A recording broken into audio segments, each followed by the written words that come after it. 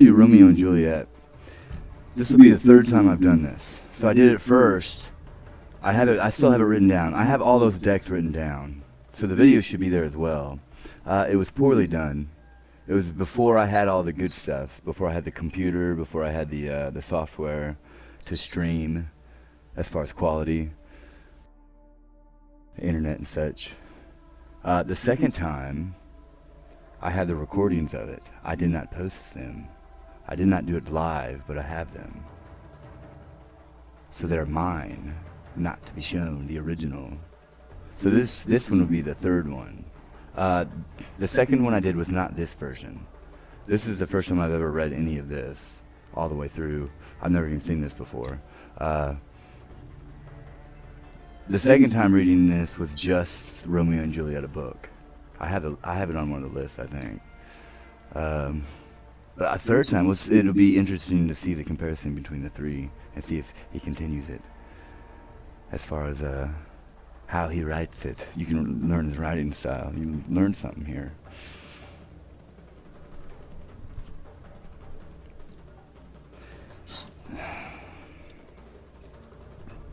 You'll figure out. I woke up this morning and I was cooking breakfast with William and I smiled. So this is amazing.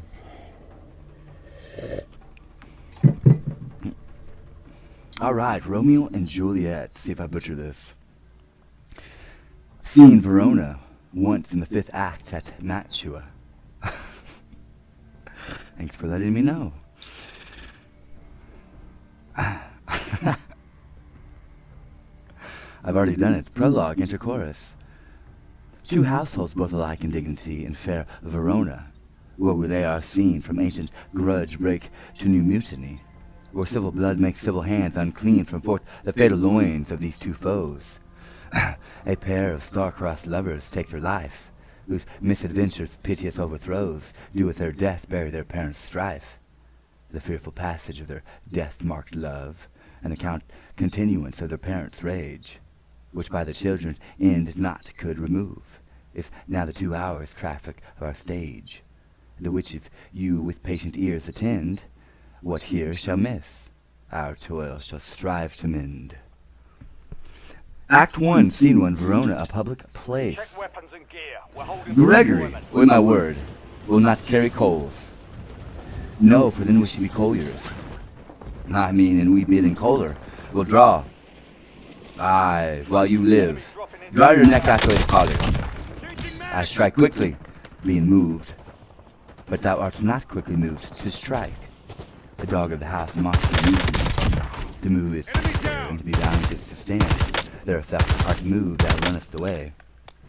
The dog of that house shall move to stand. I will take the wall of any man or maid of Montague's. Enemy soldier incoming. That shows thee a weak slave, for the weakest goes to the wall. Retreat, and there's a woman, being the weaker vessels are very thrust to the wall. Therefore I will push Montague's men from the wall and thrust his maids to the wall. The quarrel is between our masters and us, their men. 'Tis all one. I will show myself a tyrant when I have fought with the men. I will be cruel with the maids. I will cut off their heads. 3 musketeers. The heads of the maids. Aye, the heads of the maids, or their maidens. Take it in what sense thou wilt. Enemies are dropping into the area. They must take it in sense that feel it. Me that shall feel that I am able to stand, and 'tis known I am a pretty piece of flesh. 'Tis well thou art not fish. If thou hast been poor John. Draw thy tool. Here comes 2 of the house of the Montague. My naked weapon is out. Quarrel, I will back thee. Ow! Turn thy back and run. Fear me not. No, but I fear thee. Let us take the law of our sides. Let them begin. I will frown as I pass by and let them take it as they list. Nay, as they dare. I will bite my thumb at them, which is a disgrace to them if they bear it. Do you bite your thumb at us, sir? I do bite my thumb, sir. Do you bite your thumb at us, sir? Is the law of your side if I say A? No. No, sir, I do not bite my thumb at you, sir, but I bite my thumb, sir. Do you quarrel, sir? Quarrel, sir? No, sir. If you do, sir, I am for you. I serve as good man as you. No better. Well, sir. Say, better here comes one of my master's kinsmen. Yes, better, sir. You lie. Draw! If you be men, Gregory, remember thy swashing blow. Part, fools! Put up your swords. You know not what you do. What, art thou drawn amongst these heartless hinds? Turn thee, Benvolio, look upon my death.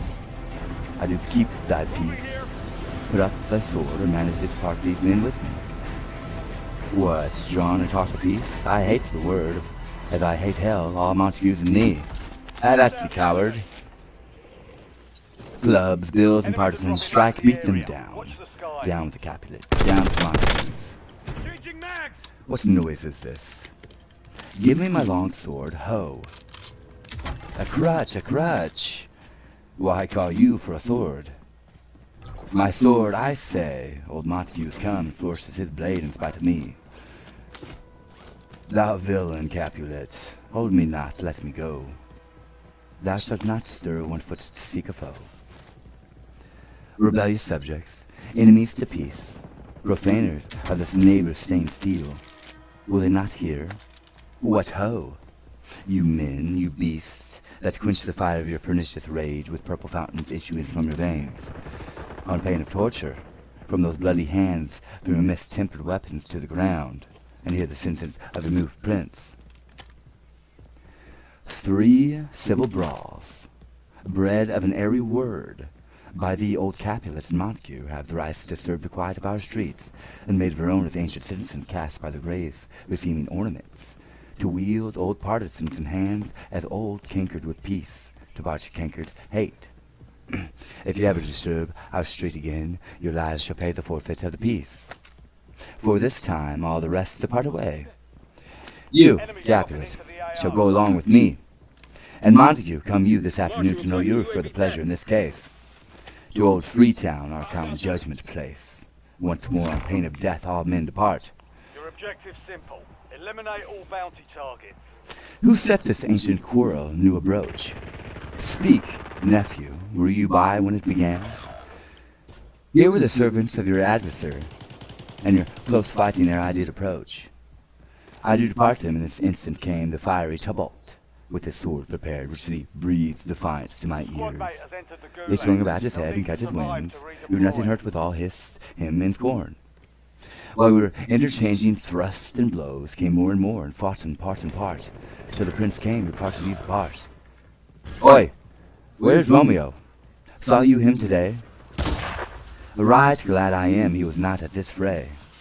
Enemy soldier incoming. Madam, an hour before he, the worshipped sun, peered forth the golden windows of the east. A troubled mind drave me to walk abroad, where underneath the grove of sycamore that westward rooteth from the city side, so early walking with eyes in the sun. Towards him I made, but he was ware of me, and stole into the covert of the wood. I, making his possession by my own, that most are busy when they're most alone, pursued my humor, not pursuing his, and gladly shunned who gladly fled from me. Many a morning hath he there been seen, with tears augmenting the fresh morning dew, adding cloud, more cloud, with his deep sighs. But all so soon as the all-cheering sun should in the furthest east begin to draw the shady curtains from Aurora's bed. Away from light steals home my heavy son, and private in his chamber pins himself, shuts up his windows, locks fair delight out, and makes himself an artificial night. Black and portentous must this humor prove, and must good counsel may the cause remove. My noble uncle, do you know the cause? I neither know it, nor can learn of him. Have you importuned him by any means? Both by myself and many other friends, but he is his own affection's counselor, is to himself. I will not say how true, but to himself so secret and so close, so far from sounding and discovery, as is the bud bit with an envious worm, ere he can spread his sweet leaves to the air, or dedicate his beauty to the sun. Could we but learn from whence his sorrows grow, we would as willingly give cure as no. See where he comes, so please you, step aside. I'll know his grievance, or be much denied. I would thou wert so happy by thy stay to hear a true shift. Come, madam, let's away. Good morrow, cousin. Is the day so young? But news struck 9. Ay me, sad hours seem long. Was that my father that went hence so fast? It was. What sadness lengthens Romeo's hours? Not having that which having makes them short. In love, out of love, I prefer favor where I am in love. Alas, that love so gentle in his view should be so tyrannous and rough and proof. Alas, that love whose view is muffled and still should without eyes seek pathways in his will. Where shall we dine? Lay me, what fray was here? Yet tell me not, for I have heard it all. There's much to do with hate, but more with love. Why no broad love, anything and nothing first create. We have united with sanity, misshaped past the well-seen forms. Feather of lead, bright smoke, cold fire, sick health. Still waking sleep that is not what it is. This love feel I that feel no love in this. Dost thou not laugh? No, cuz, I'd rather weep. Good heart at what? At thy good heart's oppression. Why, such is love's transgression. Griefs of mine own lie heavy in my breast, which thou wilt propagate to have it pressed with more of thine. This love that thou hast shown doth add more grief to too much of my own. Love is the smoke raised with the fume of sighs, being purged the fire sparkling in lover's eyes, being vexed to see nourished with lover's tears. What is it else? A madness most discreet, a choking gall, and a preserving sweet. Farewell, my cuz. Soft, I will go along, and if you leave me so, you do me wrong. Tut, I have lost myself. I am not here. This is not Romeo. He's some other where. Tell me in sadness, who's that you love? What, shall I groan and tell thee? Groan? Why, no, but sadly tell me who. Bid a sick man in sick sadness make his will. Bah! Word ill-urged to one that is so ill. In sadness, cousin, I do love a woman. I aim so near when I suppose you love. A right good mark, man, and she's fair I love. A right fair mark, fair cuz, as soon as hit. Well, not hit you miss. She'll not be hit with Cupid's arrow. She hath Dian's wit, and in strong proof of chastity well armed. From love's weak chops bow she lives unharmed. She'll not stay the siege of loving terms, nor buy the encounter of assailing eyes, nor open her lap to faint seducing gold. Boy, she is rich in beauty, only poor that when she dies with beauty dies her store. Then she has sworn that she will still the chaff. She hath, in that sparing makes huge waste, for beauty starved with her severity, cuts beauty off from all posterity. She is too fair, too wise, wisely too fair, to merit bliss by making me despair. She hath forsworn to love, and in that vow do I live dead that live to tell it now. Be ruled by me, forget to think of her. Oy, teach me how I should forget to think. By giving liberty into thy eyes, examine other beauties. 'Tis the way to call hers exquisite. In question more, these happy masks that kiss fair ladies' brows, being black, put us in mind that they hide the fair. He that is struck and blind cannot forget the precious treasure of his eyesight lost. Show me a mistress that is passing fair. What doth her beauty serve but as a note, where I may read who passed the passing fair? Farewell, thou canst not teach me to forget. I'll pay that doctrine, or else die in debt. Scene 2. The same as street. But Montague is bound as well as I in penalty alike, and 'tis not hard, I think, for men so old as we to keep the peace. Of honorable reckoning are you both, and pity 'tis you lived at odds so long. But now, my lord, what say you to my suit? By saying o'er what I have said before, my child is yet a stranger in the world. She hath not seen the change of 14 years. Let 2 more summers wither in their pride ere we think her ripe to be a bride. Younger than she our happy mother's maid. And too soon marred are those so early made. Earth hath swallowed all my hopes, but she is a hopeful lady, my earth. But woo her, gentle Paris, get her heart. My will to her consent is but a part. And she agree. Within her scope of choice lies my consented fair according voice. This night I hold an old accustomed feast, whereto I have invited many a guest, such as I have love. And you among the store, one more, most welcome, makes my number more. At my poor house look to behold this night, earth-treading stars that make dark heaven light. Such comfort as do lusty young men feel when well appeared, April on the heel, winter treads. Even such delight among fresh female buds shall you this night inherit at my house.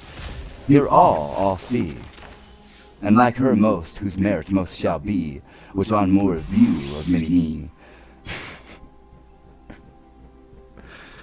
Which on more view of many mine being one may stand in number, though in reckoning none.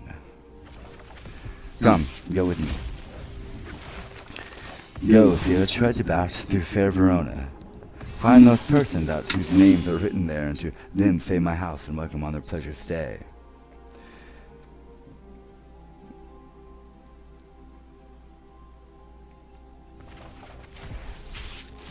Find them out whose names are written here.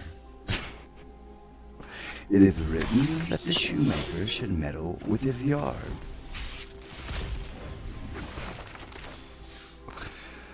And the tailor with his lass, the fisher with his pencil, and the painter with his nets.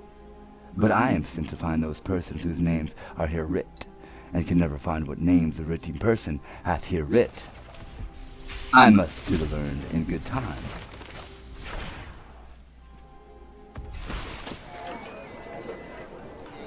That man, one fire burns out another's burning, one pain is lessened by another's anguish.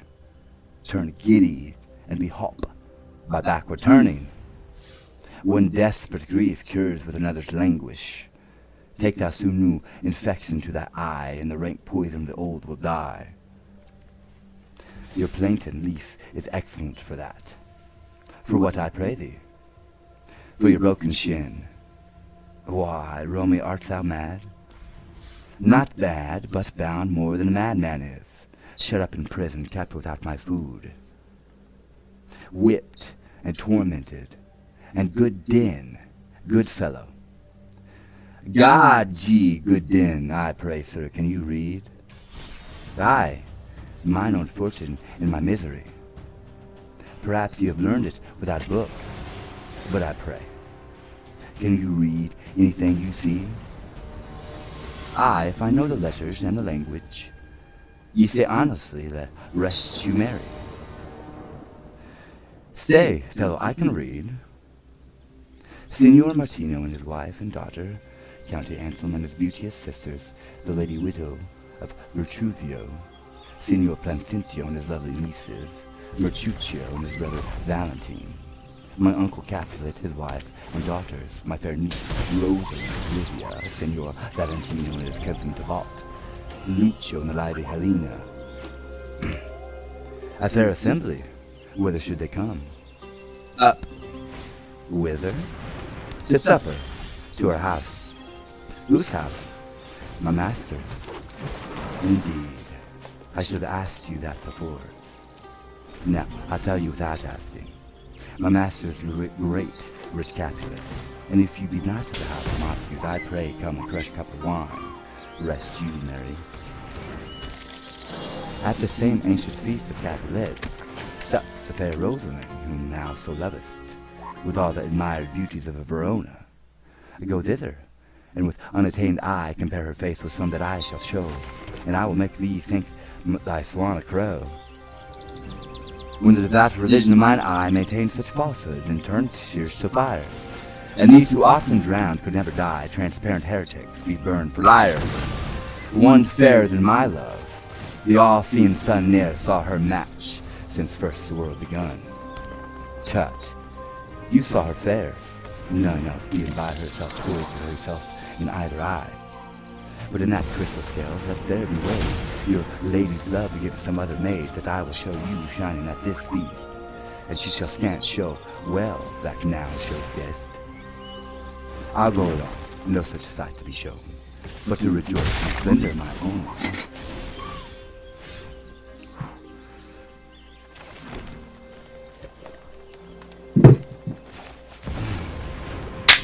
Scene 3. The same Roman capital's house. Nurse, where's my daughter? Call her forth to me. Now, by my maiden hand, to 12-year-old, I bade her come. What lamb, what lady bird? God forbid, where's this girl? What's Juliet? How now, who calls? Your mother. Madam, I am here. What is your will? This is the matter. Nurse, give leave a while. We must talk in secret. Nurse, come back again. I have remembered me, thou'st hear our counsel. Thou knowest my daughter's little pretty age. Say, if I can tell her age into an hour. She's not 14. I lay 14 in my teeth, and yet to my teen be it spoken I have but 4. She is not 14. How long is it now, in Lamas time? A fortnight and odd days.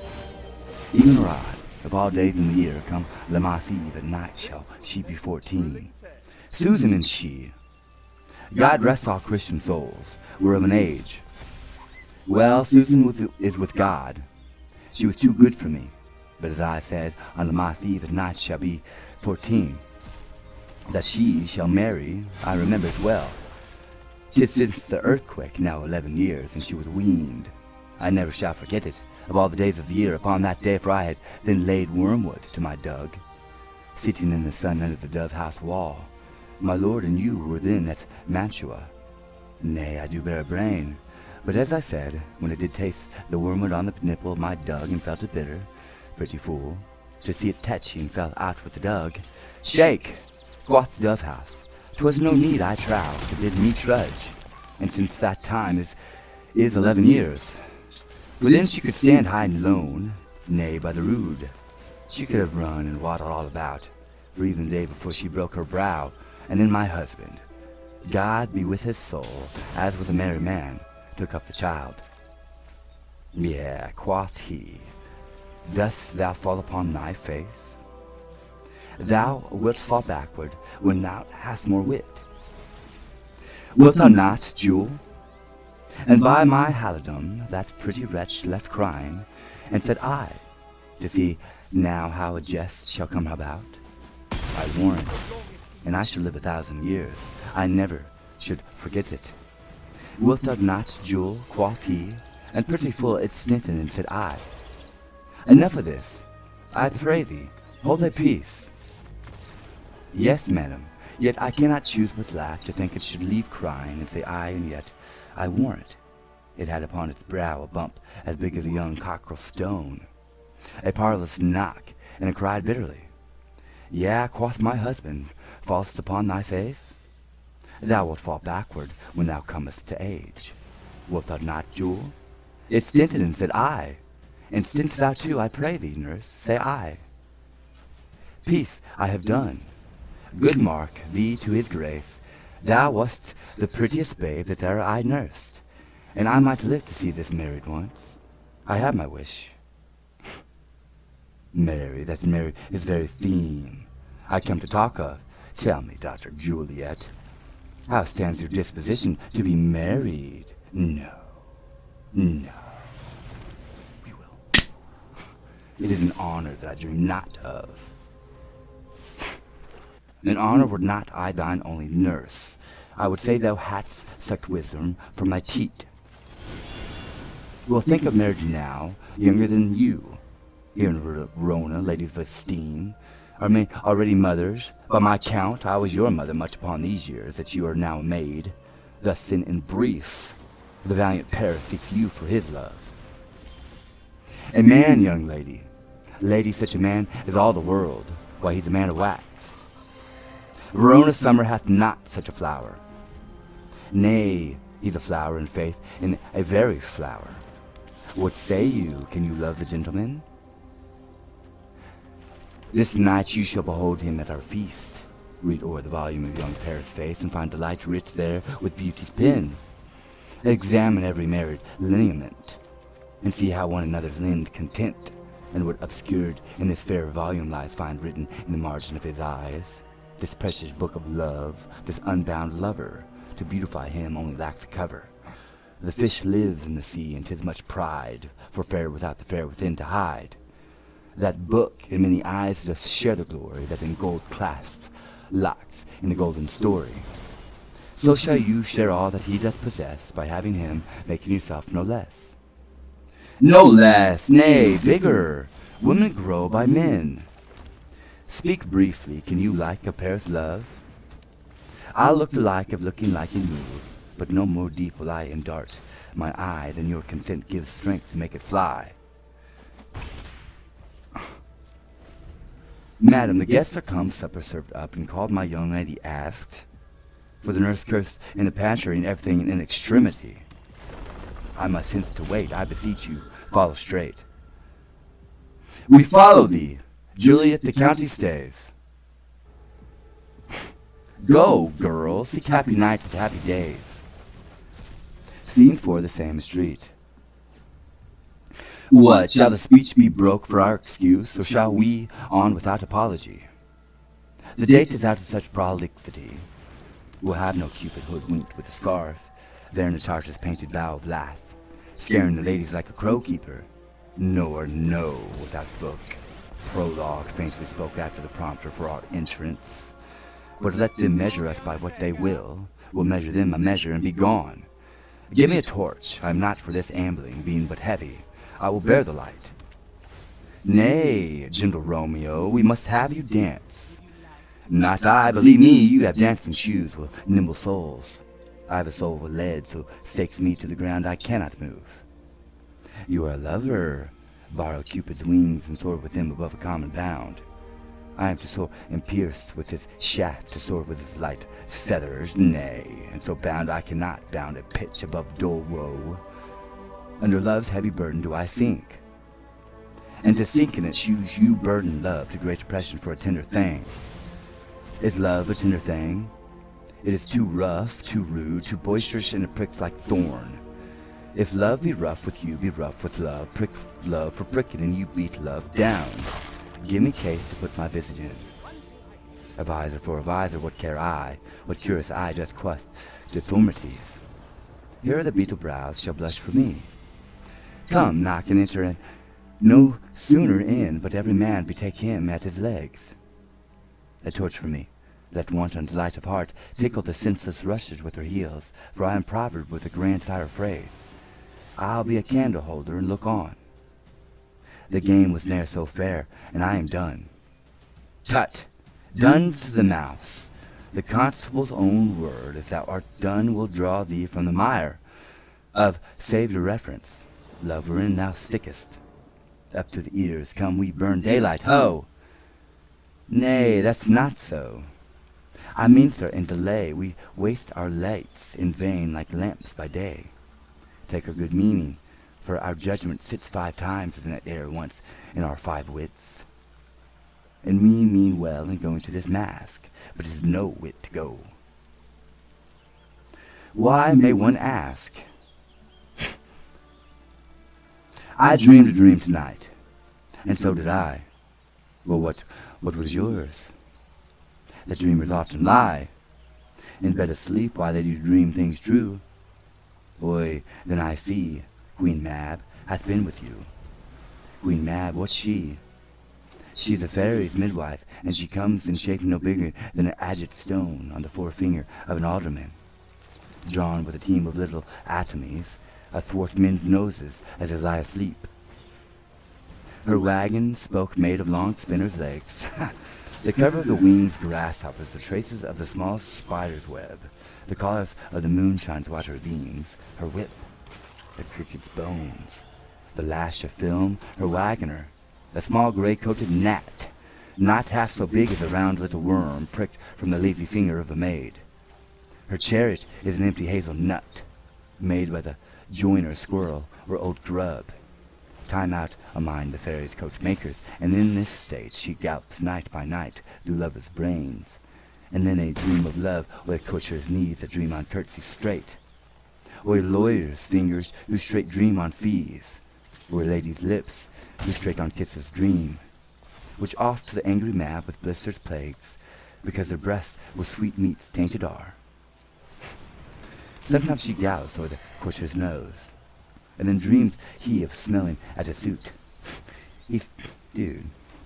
And sometimes comes she with a stiff pig's tail, tickling a parson's nose as he lies asleep. Then dreams he of another benefice.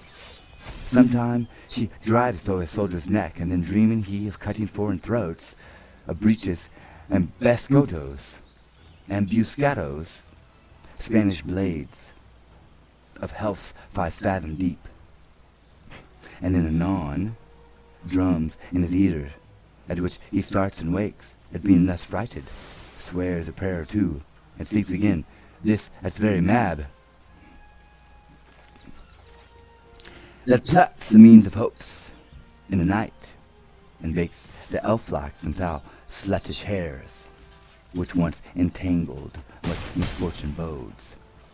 This is the hag when made to lie on their backs, that presses them and learns them first to bear, making them women of good carriage. This is she. Peace, peace. Mercutio, peace.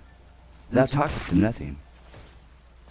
True, I talk of dreams, which are the children of an idle brain, begot of nothing but vain fantasy, which is as thin of substance as the air and more inconstant than the wind, who woos even now the frozen bosom of the north, and being angered puffs away from thence, turning his face to the dew-dropping south. This wind you talk of blows us from ourselves.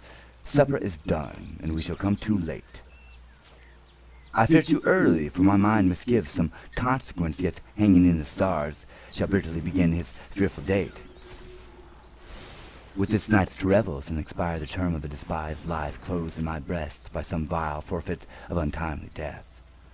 But he that hath to steer to my course direct my sail on lusty gentlemen. Strike, drum! Scene 5 the same, a hall in Caplet's house. Where's Potpan, that he helps not to take away? He shift a trencher, he scrape a trencher. When good manners shall lie all in one or two men's hands, and they unwashed too, 'tis a foul thing. Away with the joint stools, remove the court cupboard, look to the plate, good thou, save me a piece of marchpane, and as thou lovest me, let the portelet and Susan, grindstone and Nell, Antony and Potpan. Aye, boy ready. You are looked for, and caught for, and asked for, and sought for in the great chamber. We cannot be here and there too. Surely, boys, be brisk a while, and the longer live, take all. Welcome, gentlemen. Ladies that have their toes unplagued with corns will make a bout with you. Ah, my mistress, which of you all will now deny to dance? She that makes dainty she, I'll swear, hath corns. Am I come near ye now? Welcome, gentlemen. I have seen the day that I have worn a visor, and could tell a whispering tale in a fair lady's ear, such as would please. 'Tis gone, 'tis gone, 'tis gone. You are welcome, gentlemen. Come, musicians, play. A haw, give room and foot it, girls. More light, ye knaves, and turn the tables up, and quench the fire, the room has grown too hot. Ah, sirrah, this unlooked-for sport comes well. Nay, sit, good cousin Capulet, for you and I are past our dancing days. How long is't now since last yourself and I were in a mask? Byre, lady, 30 years. What man? 'Tis not so much, 'tis not so much. 'Tis since the nuptial of Lucentio, come Pentecost as quickly as it will, some 25 years, and then we masked. 'Tis more, 'tis more. His son is elder, sir, his son is 30. Will you tell me that? His son is but a ward 2 years ago. What lady is that which hath enriched the hand of yonder knight? I know not, sir. Oi! She doth teach the torches to burn bright. It seems she hangs upon the cheek of night like a rich jewel in an Ethiop's ear. Beauty too rich for use, for earth too dear. So shows a snowy dove trooping with crows, a yonder lady o'er her fellow shows. The measure done, I'll watch her place of stand.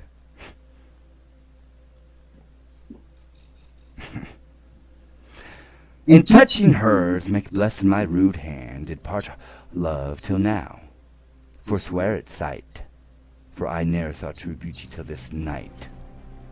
This by his voice should be a Montague. Fetch me my rapier, boy. What dares the slave come hither covered in antic face, to fleer and scorn in her solemnity? Now by the stock and honor of my kin, to strike him dead, I hold it not akin. Why, how now, kinsman, wherefore storm you so? Uncle, this is a Montague, our foe, a villain that is hither come in spite, to scorn at our solemnity this night. Young Romeo is it? 'Tis he, that villain Romeo. Content thee, gentle cousin, let him alone.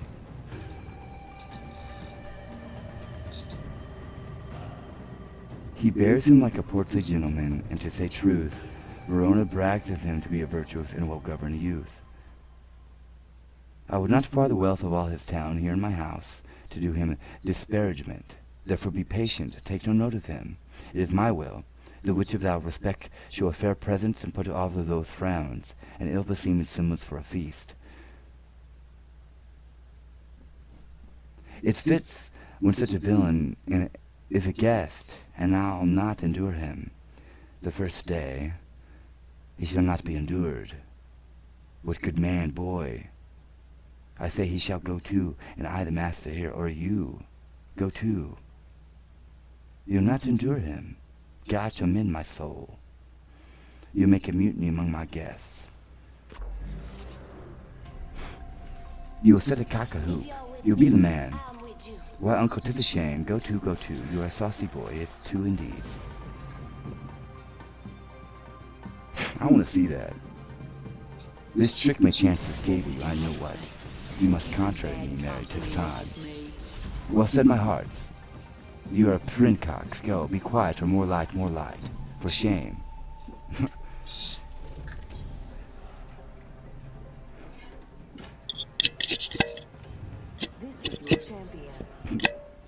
I'll make you quit. What cheerly, my hearts. Patience perforce you will for call or meeting makes my flesh tremble in their different greeting. I will withdraw, but this intrusion shall now seem in sweet converts to bitter gall. If I profane with my unworthiest hand, hey, this holy shrine, this gentle sin is this. My lips, two blushing pilgrims, ready stand to smooth that rough touch with a tender kiss.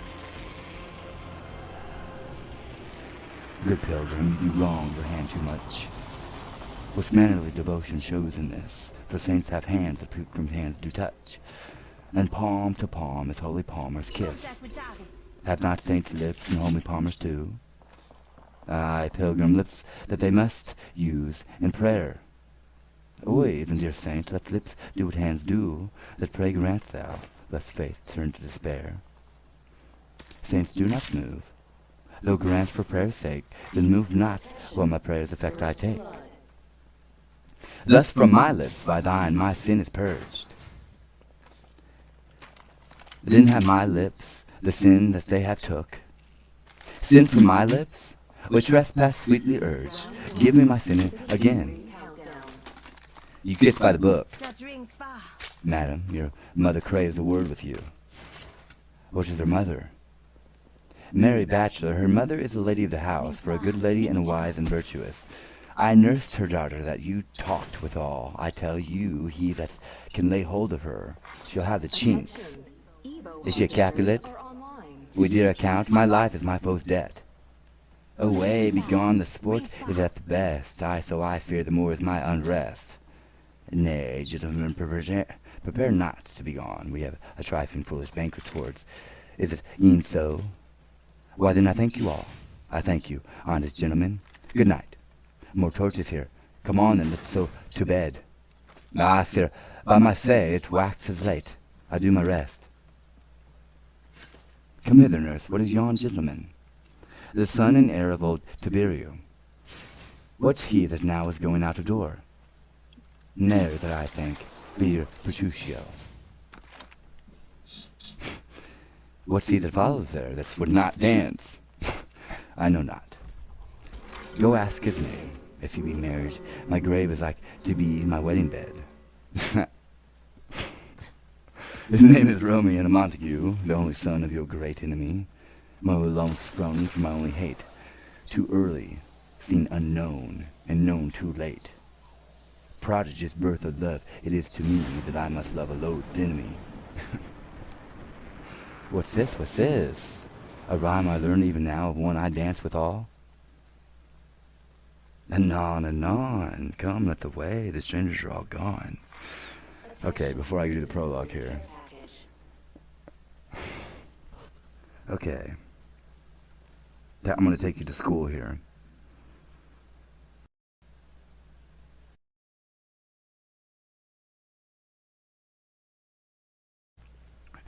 How now? And there's a character that looks like him, like a cartoon somewhere. I don't know what it's from.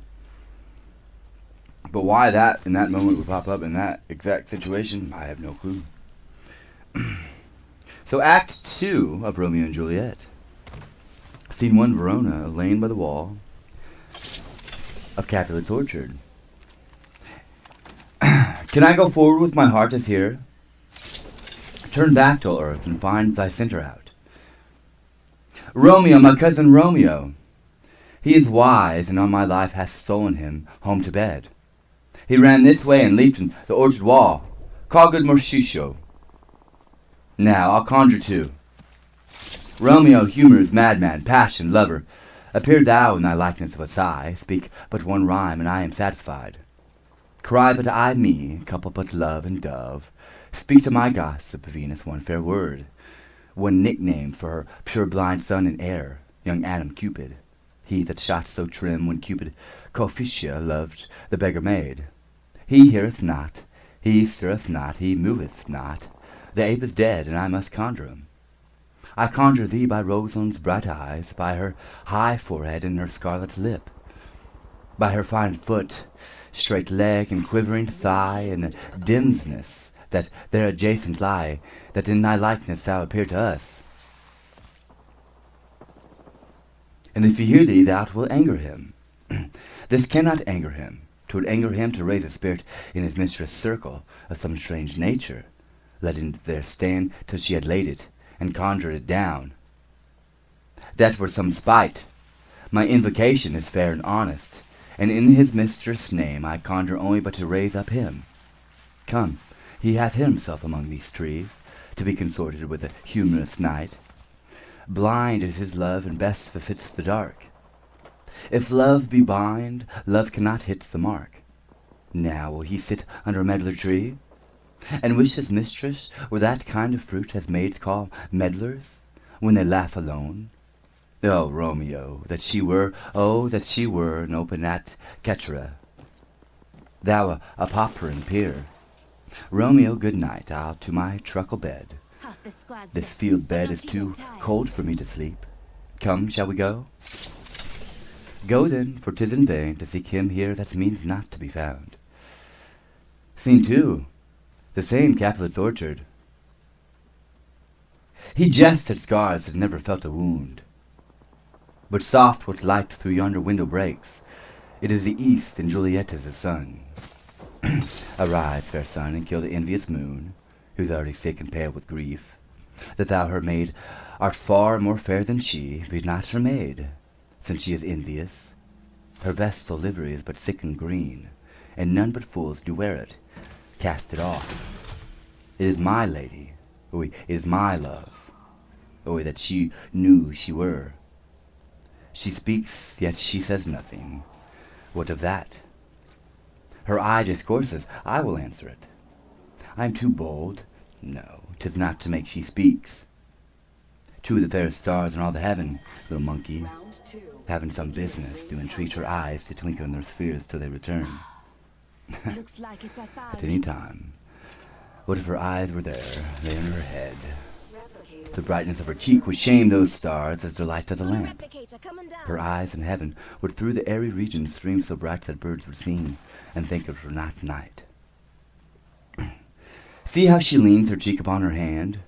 Oy, that I'd wear a glove upon that hand, that I might touch that cheek. Ay me! To the extremity. She speaks. Oy, speak again, bright angel, for thou art as glorious to this night, being o'er my head, as is a winged messenger of heaven into the white, upturned, wondering eyes of mortals, that fall back to gaze on him when the bestrides of lazy pacing clouds, and sails upon the bosom of the air. O Romeo, Romeo, wherefore art thou Romeo? Deny thy father, and refuse thy name? Or if thou wilt not, be but sworn my love, and I'll go no longer be a Capulet. Shall I hear more, or shall I speak at this? 'Tis but thy name that is my enemy. Thou art myself, thou, not the Montague. What's Montague? It is nor hand nor foot, nor arm nor face, nor any other part belonging to a man. Oi, be some other name, what's in a name? That which we call a rose, by any other name would smell as sweet. So Romeo would, were he not Romeo called, retain that dear perfection which he owes, without that title. Romeo doth thy name, and for that name, which is no part of thee, take all myself. I take thee at thy word. Call me but love, and I'll be new baptized, henceforth I never will be Romeo. What man art thou, that thus bescreened in night, so stumblest on my counsel? Thy name I know not how to tell who I am. My name, dear saint, is hatred to myself, because it is an enemy to thee. Had I it written, I would tear the word. My ears have not yet drunk 100 words of that tongue's uttering which I know to sound. Art thou not Romeo and a Montague? Neither, fair maid, if either thee dislike. How camest thou hither, tell me, there wherefore? The orchard walls are high and hard to climb, and the place death, considering who thou art, if any of my kinsmen find thee here. With love's light wings did I or approach these walls. For stony limits cannot hold love out, and what love can do that dares love attempt. Therefore thy kinsmen are no stop to me. If they do see thee, they will murder thee. Alack, there lies more peril in thine eye than 20 of their swords. Look thou but sweet, and I am proof against their enmity. I would not for the world they saw thee here. I have night's cloak to hide me from their eyes, but thou love me, let them find me here. My life were better ended by their hate than death prorogued, wanting of thy love. By whose direction foundest thou out this place? By love that first did prompt me to inquire. He lent me counsel, and I lent him eyes. I am no pilot, yet wert thou so far as that vast shore watched with the furthest sea. I would adventure for such merchandise. Thou knowest the mask of night is on my face. Else would a maiden blush bepent my cheek for that which thou hast heard me speak tonight. Fain would I dwell on form, fain deny what I have spoke. But farewell compliment. Dost thou love me? I know thou wilt say aye, and I will take thy word. Yet if thou swearest, thou mayest prove false at lover perjuries. They say Jove laughs. O gentle Romeo, if thou dost love, pronounce it faithfully. Or if thou thinkest I am too quickly won, I'll frown and be perverse and say thee nay. So thou wilt too, but else not for the world. In truth, fair Montague, I am too fond, and therefore thou mayest think my behavior light. But trust me, gentlemen, I'll prove more true than those that have more cunning to be strange. This is your champion. I should have been more strange. I must confess, but that thou overheardest ere I was ware, my truest love's passion, therefore pardon me, and not impute these yielding in love light, which the dark night hath so discovered. Lady, by yonder blessed moon, I swear this tips will silver all these fruit tree tops.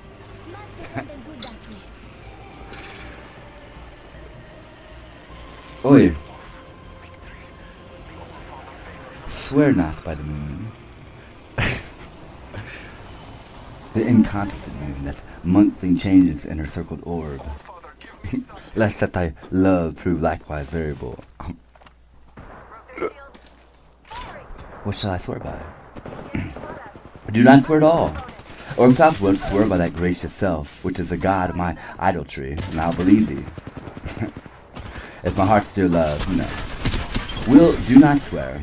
Although I joy in thee, I had no joy of this contract tonight. It is too rash, too unadvised, too sudden, too like the lightning which doth cease to be ere one can say it lightens.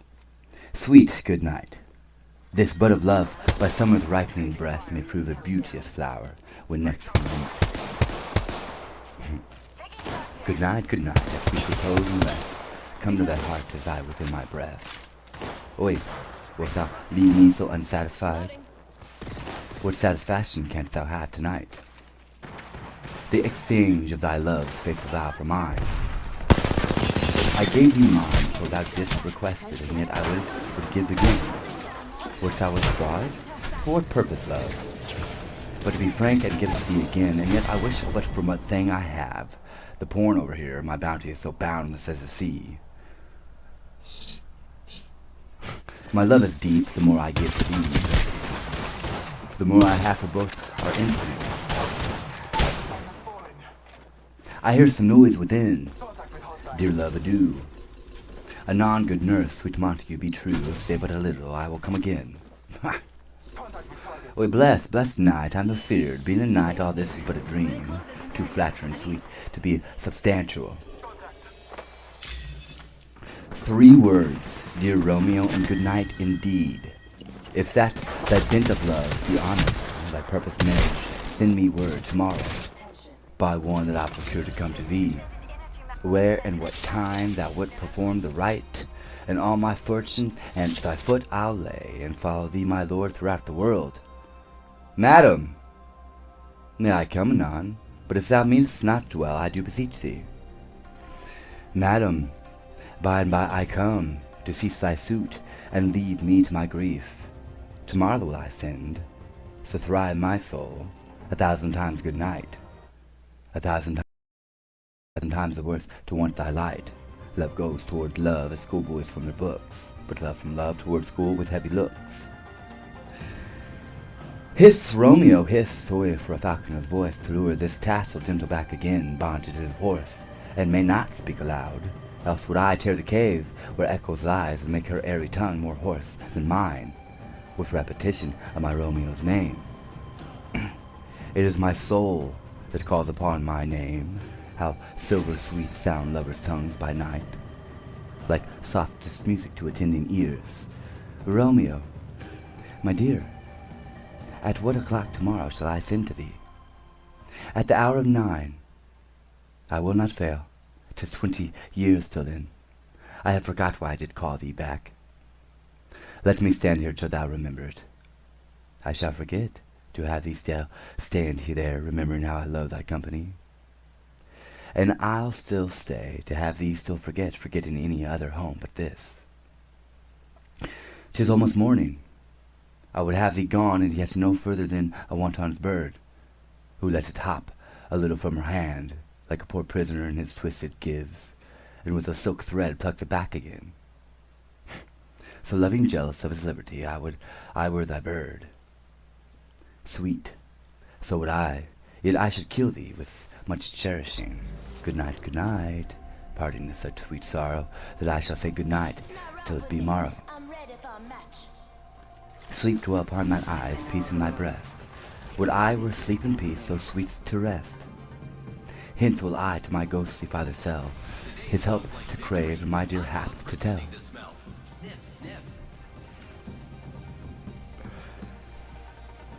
Scene 3, the same. Friar Lawrence's cell. The grey-eyed morn smiles on the frowning night, This is chequering in the eastern clouds, with streaks of light and flecked darkness like a drunken reels. From forth day's path and Titan's fiery wheels, now ere the sun advance his burning eye, the day to cheer, and night's dank dew to dry, I must upfill this osier cage of ours with baleful weeds and precious jewed flowers. The earth, as nature's mother, is her tomb. What is her barren grave that is her womb? And from her womb children of divers kind we sucking on her natural bosom find. Many from many virtues excellent, none but for some, and yet all different. Oi, mickle is a powerful grace that lies in herbs, plants, stones, and the true qualities, for naught so vile that on the earth doth live, but to the earth some special good doth give, nor aught so good but strained from their fair use, provoked from the true birth. Stumbling on abuse, virtue itself turns vice, being misapplied, and vice sometimes by action dignified within the infant rind of this sweet flower. Poison hath residence and medicine power. For this, being smelt, with that part cheers each part, being tasted, slays all senses with the heart. Two such opposed foes, Rings far, minute to go. encamp them still, and in man as well as herbs, grace and rude will, and where the worther is predominant, who from the case of death eats up that plant. Good morrow, Father. Benedici. What early tongue so sweetly saluteth me? Young song, it argues a distempered head so soon to bid good morrow to thy bed. Care keeps his watch in every old man's eye, and where care lodges, sleep will never lie. But where unbruised youth with unstuffed brain doth coach his limbs, where golden sleep doth reign. Therefore thy earliness doth me assure thou art uproused up some distemperature. Or if not so, then ere I hit it right, thou Romeo hath not been in bed tonight. That last is true, the sweeter rest was mine. God pardon sin, what's thou with Rosalind? With Rosalind my ghostly father? No, I forgot that name's woe. That's my good son, but where hast thou been then? I'll tell thee, ere thou ask it me again, I have been feasting with my enemy, where on a sudden one hath wounded me. That's by me wounded. Both are remedies within thy help and holy physique lies. I bear no hatred, blessed man, for Joe. My intercession likewise said my foe. Be plain, good son, and homely in thy drift. Riddling confession finds but riddling shrift. Then plainly know my heart's dear love is set on the fair daughter of rich Capulet. As mine on hers, so hers is set on mine. And all combined, save what thou must combine by holy marriage, when and where and how we met, we wooed, and made exchange of vow. I'll tell thee as we pass, but this I pray, that thou consent to marry us today. Nay, no, holy Saint Francis, what a change is here! Is Rosalind, whom thou didst love so dear, so soon forsaken? Young men loves and lies not truly in their hearts, but in their eyes. Jesu Maria, what a deal of brine hath washed thy sallow cheeks for Rosalind! How much salt water thrown away in waste, to season love that of it doth not taste! The sun not yet thy sighs from heaven clears, the old groans ring yet in my ancient ears. Lo, here upon my cheek the stain doth sit of an old tear that is not washed off yet. If e'er thou wast thyself, and these woes thine, thou and these woes were all for Rosalind. And art thou changed? Pronounce this sentence then. Woman may fall, when there's no strength in men. Thou chidest me oft for loving Rosaline, for doting, not for loving, pupil mine, and badest me bury love, not in a grave to lay one in, another out to have. I pray thee, chide not. She, whom I love now, doth grace for grace, and love for love allow. The other did not so. Oi, she knew well, thy love did read by rote, and could not spell. But come, waver, come, go with me.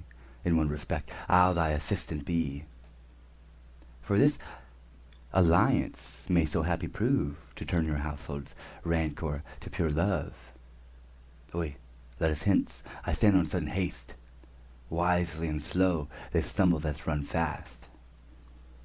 Scene 4, the same street. Where the devil should this Romeo be? Came he not home tonight? Not to his father's. I spoke with his man. Why, that same pale-hearted wench that Rosaline torments him so that he will sure run mad. Tybalt, the kinsman of old Capulet, hath sent a letter to his father's house. A challenge of my life. Romeo will answer it. Any man that can write may answer a letter. Nay, he will answer the letter's master how he dares being dared. Alas, poor Romeo, he is already dead. Stabbed with a white wench's black eye, shot through the ear with a love song. The very pin of his heart cleft with a blind boy's butt shaft. And is he a man to encounter Tybalt? Why, what is Tybalt? More than Prince of Cats, I can tell you. Oi, he is the courageous captain of the complement. He fights his using prick song, keeps time, distance and proportion, rests me his mentum, rests 1, 2, and the third in your bosom. The very butcher of a silk button, a duelist, a gentleman in the very first house, of the very first, the second card. Ah, the immortal passado, the punto reverso, the hay. What?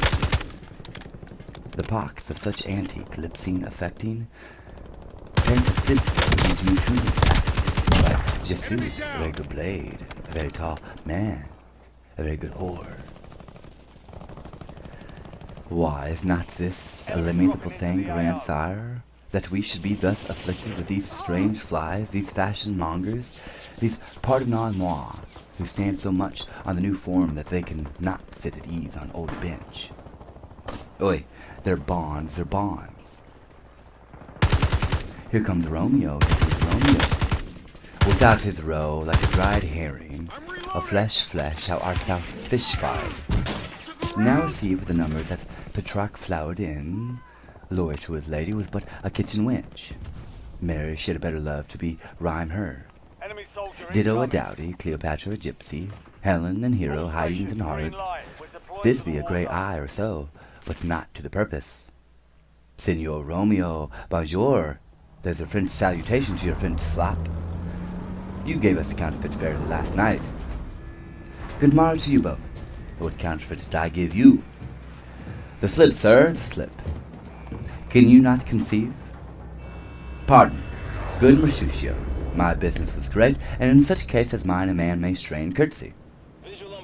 That's as much as to say such a case as yours curtains a man to bow in the hams. Meaning to courtesy? Thou hast most kindly hit it. A most courtesy exposition. Nay, I'm the very pink of courtesy. Pink for flower. Right. Why, then, is my pump well flowered? Well said. Follow me this jest now till thou hast worn out the pump, that, when the singing soul of it is worn, the jest may remain after wearing soul singular. Wait, single soul jest, solely singular for the singleness.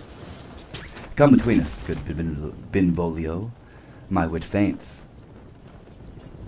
Switch and spurs, I'll cry a match. Nay, if thy wits run the wild goose chase, I have done, for thou hast more of the wild goose in one than thy wits than I am sure I have in my whole 5. Was I with you there for the goose? Was it a hot day? Thou wast never with me for anything when thou wast not here for a beat goose. I will bite thee by the ear for the jest. Nay, good goose, bite not. Thy wit is very bitter sweetie. It is the most sharp sauce. And is it not, then, well served into a sweet goose? Wait, here's a wit of chevril that stretches from an inch narrow to an ell broad.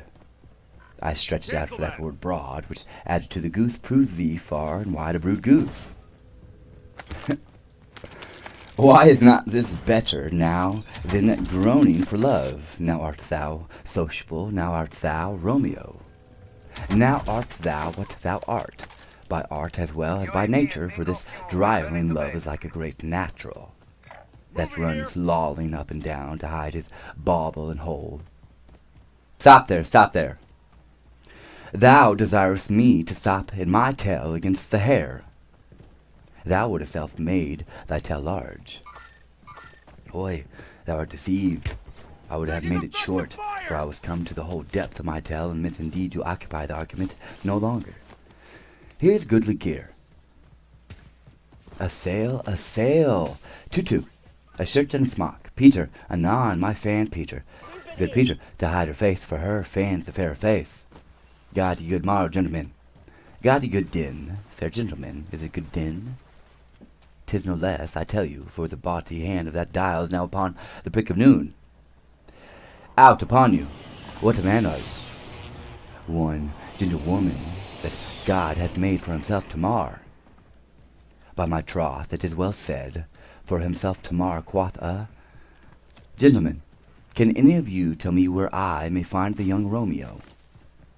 I can tell you, but young Romeo will be older when you have found him than he was when you sought him. I am the youngest of that name, for a fault of a worse. You say well. Yes, the worse well. Very well took. Aye, faith, wisely, wisely. If you be he, sir, I desire some confidence with you. So we'll infident him to some supper. I abode. So ho! What hast thou found? No hare, sir, unless a hare, sir, and a litten pie. That is something stale and hoar, ere it be spent. An old hare hour is very good meat in Lent, but a hare that is hoar is too much for score when it whores ere it be spent. Romeo, will you come to your father's? Will to dinner thither? I will follow you.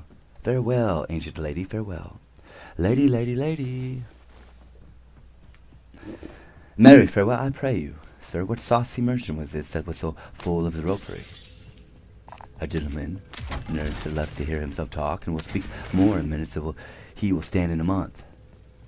And I speak anything against me, I'll take him down, and we're lustier than he is, and 20 such jacks. And if I cannot, I'll find those that shall. Scurvy knave, I am none of his flirt gills. I am none of his skeins mates. And now must stand by two, and suffer every maid to use me at his pleasure. I saw no man to use at his pleasure. If I had, my weapon should quickly have been out, I warrant you. I did draw as soon as another man if see occasion a good quarrel and the law on my side. Now, afore God, I am so vexed that every part about my quivers. Scurvy knave, pray you, sir, a word, and as I told you, my young lady bade me inquire you out. What she bid me say I will keep to myself, but first let me tell you, if you should lead her into a fool's paradise, as they say, it were a very gross kind of behavior, as they say, for the gentlewoman is young, and therefore if you should do double with her, truly it were an ill thing to be offered to any gentlewoman, and very weak dealing. Nurse, commit me to thy lady and mistress, I protest unto thee. Good heart, and I, faith, I will tell her as much. Lord, she'll be a joyful woman. What wilt thou tell her, nurse? Thou dost not mark me. I will tell her, sir, that you do protest, which is, I take it, is a gentlemanlike offer. Bid her devise some means to come to shrift this afternoon, and there she shall at Friar Lawrence's cell be shrived and married. Here's for thy pains. No, truly, sir, not a penny. Go to, I say you shall. This afternoon, sir? Well, she shall be there. And say, good nurse, behind the abbey wall. Within the hour my man shall be with thee, and bring thee cord to make like a tackled stair, which to the high top gallant of my joy must be my convoy to the secret night. Farewell, be trusty and I'll quit thy pains. Farewell, commend me to thy mistress. Now God in heaven bless thee, hark you, sir. What saidst thou, my dear nurse? Is your man secret? Did you ne'er hear say, two may keep counsel putting one away? I warrant thee, my man, as true as steel. Well, sir, my mistress is the sweetest lady, Lord, when 'twas a little prating thing. Or if there's a nobleman in town, one Paris, that would fain lay knife aboard, but she good soul. Had a leaf see a toad, a very toad has see him. I anger her sometimes and tell her that Paris is a proper man, but I'll warrant you, when I say so, she looks as pale, and any clout in the versal world doth not Rosemary and Roman begin both with a letter. Aye, nurse, what of that? Doth both with an R. Your squad mate in one piece. Aye, Mocker, that's the dog's name. R's for the... no.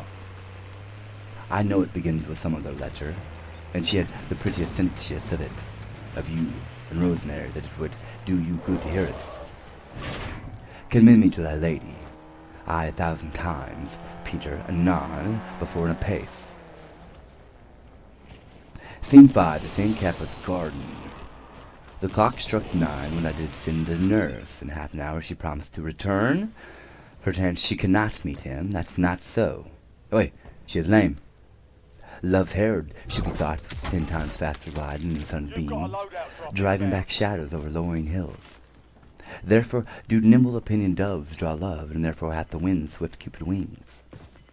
Now is the sun upon the highmost hill of this day's journey, and from 9 till 12 in 3 long hours, yet she has not come.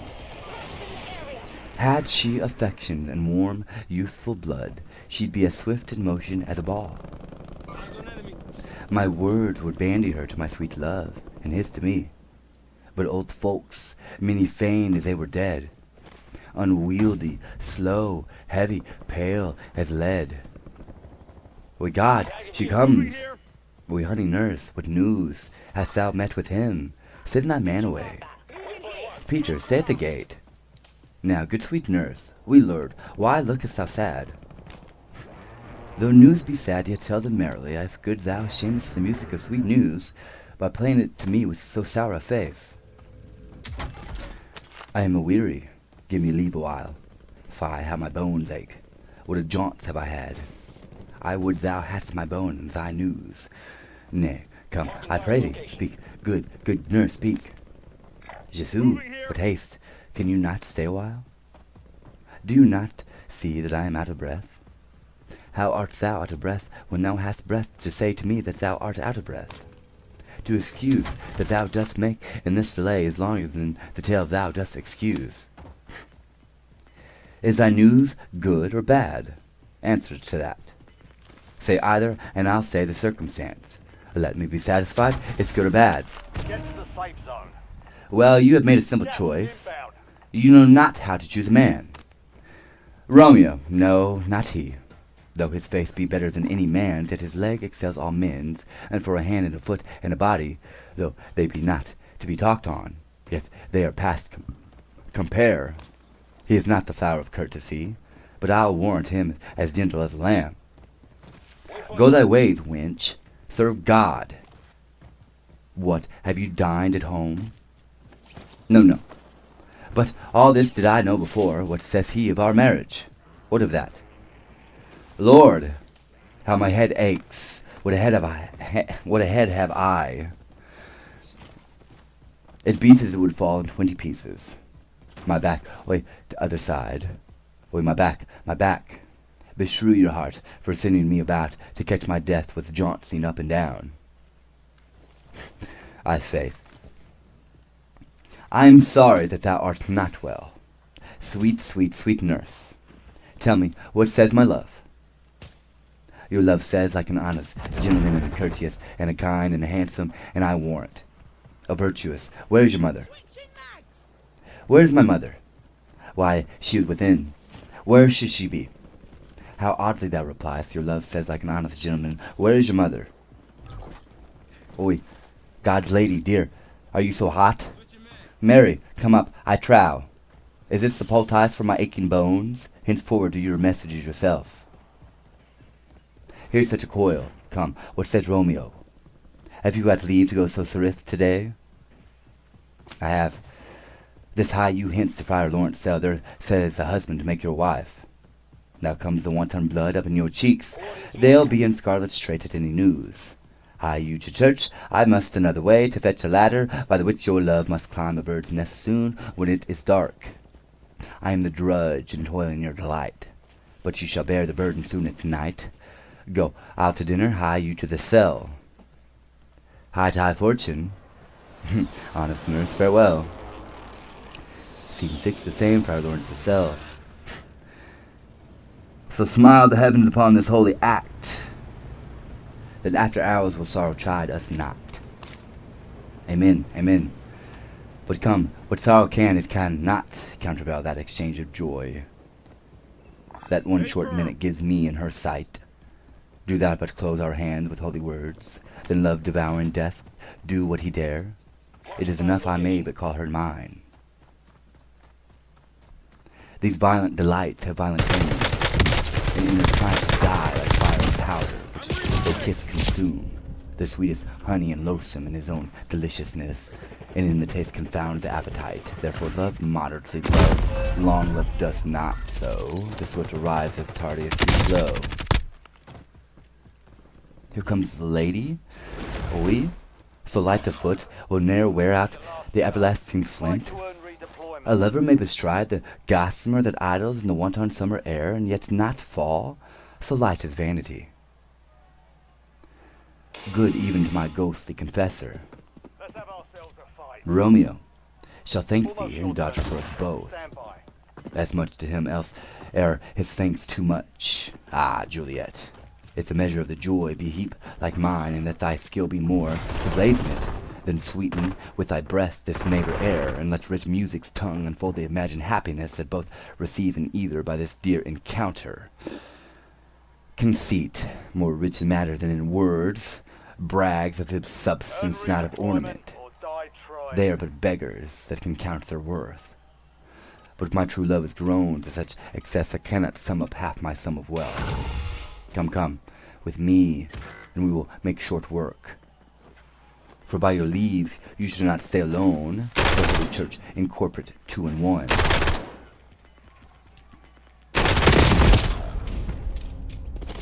Taking fire!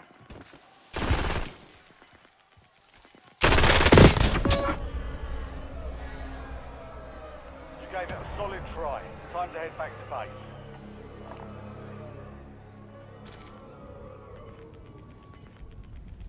Spotted the contract.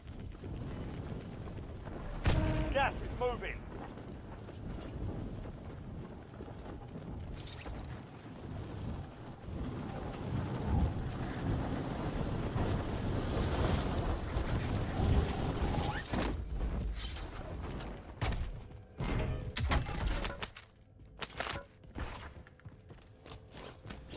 How would you know any of this? Act 3, Scene 1, Verona, a public place. I would love to hear this public place. I pray thee, good Mercutio, let's retire. The day is hot, the Capulets abroad, and if we meet, we shall not escape a brawl. For now these hot days is the mad blood stirring. Thou art like one of those fellows that when he enters the confines of a tavern,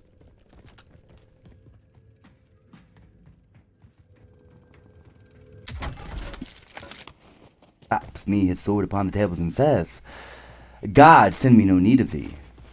And by the operation of the second cup draws him on the drawer, when indeed there is no need. And I like such a fellow? Come, come, thou art as hot a jack in thy mood as any in Italy, and as soon moved to be moody, and as soon moody to be moved. And what too?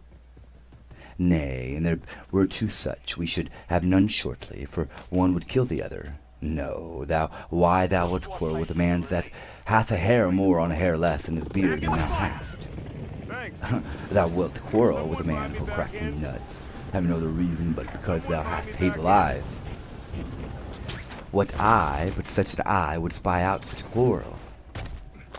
Thy head is as full of quarrels as an egg is full of meat, and yet thy head hath been beaten as addle as an egg for quarreling. Enemy UAV is online. Thou hast quarrelled with a man for coughing in the street because he hath wakened thy dog, and hath lain asleep in the sun.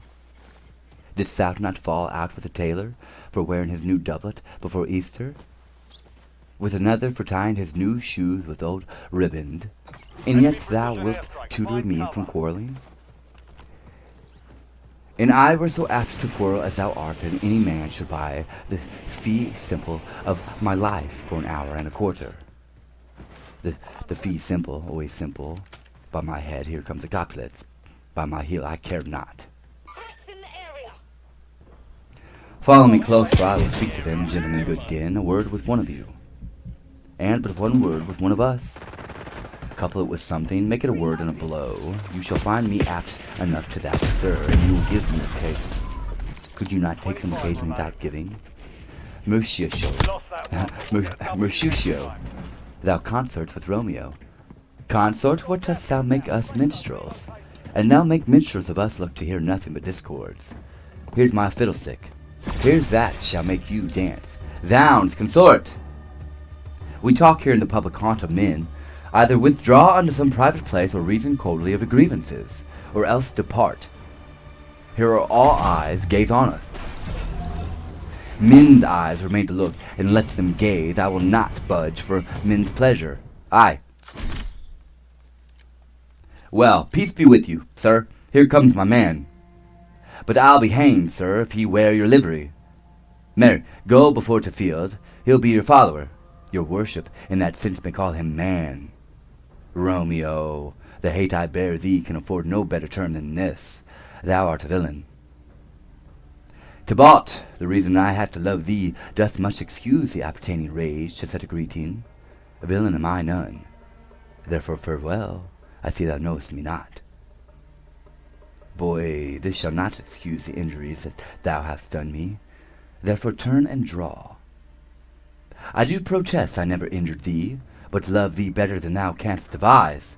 Till thou shalt know the reason of my love, and so good Capulet, which name I tender as dearly as my own, be satisfied.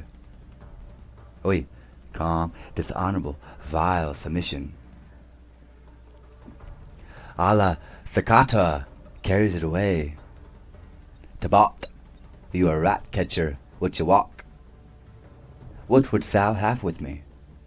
Good king of cats, nothing but one of your 9 lives, that I mean to make a bold withal, and as you shall use me, hereafter dry beat the rest of the 8. Will you pluck your sword out of this pitcher by the ears? Make haste, lest mine be about your ears ere it be out. I am for you.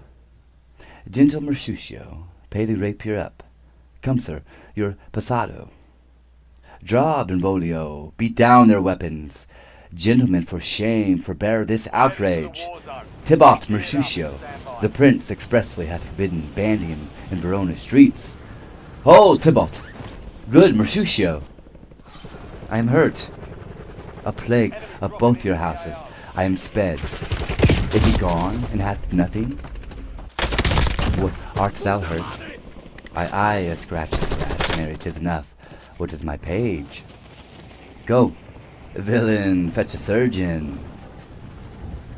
Courage, man, the hurt cannot be much. No, 'tis not so deep as well, nor be wide as church door, but 'tis enough, 'twill serve. Ask for me tomorrow, and you shall find me a grave man. I am peppered. I warrant for this world. A plague of both your houses. Zounds, the dog, a last mouse, act a scratch, a man to death. A braggart, a rogue, a villain that fights by the book of arithmetic. Why the devil came you between us?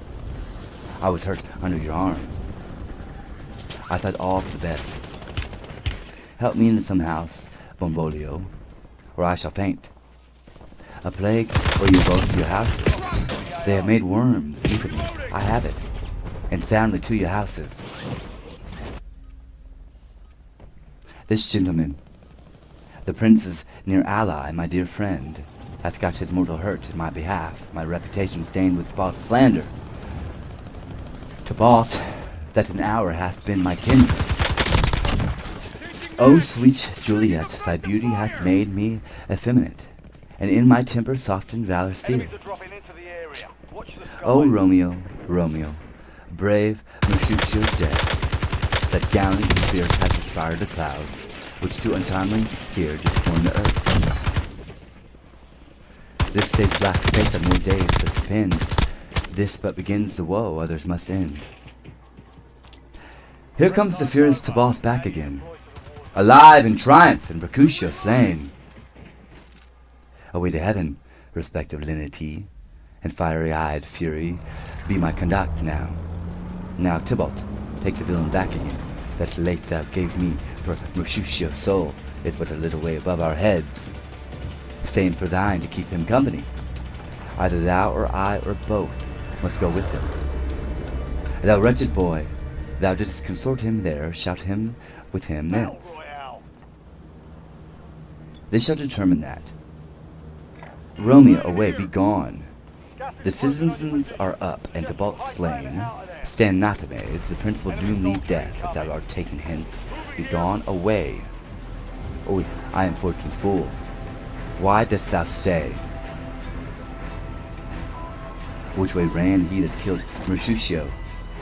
Tybalt, that murder, which way he ran? There lies that Tybalt. Up, sir, go with me. I charge thee in the prince's name, obey. Where are the wild beginners of this fray? O noble prince, I can discover all the unlucky manage of this fatal brawl. There lies the man slain by young Romeo, that slew thy kinsman, brave Mercutio. Tybalt, my cousin, O my brother's child, O prince, O cousin, husband, O the blood is spilled of my dear kinsman. Prince, as thou art true, for blood of ours shed blood of Montague. O cousin, cousin, Benvolio who began this bloody fray.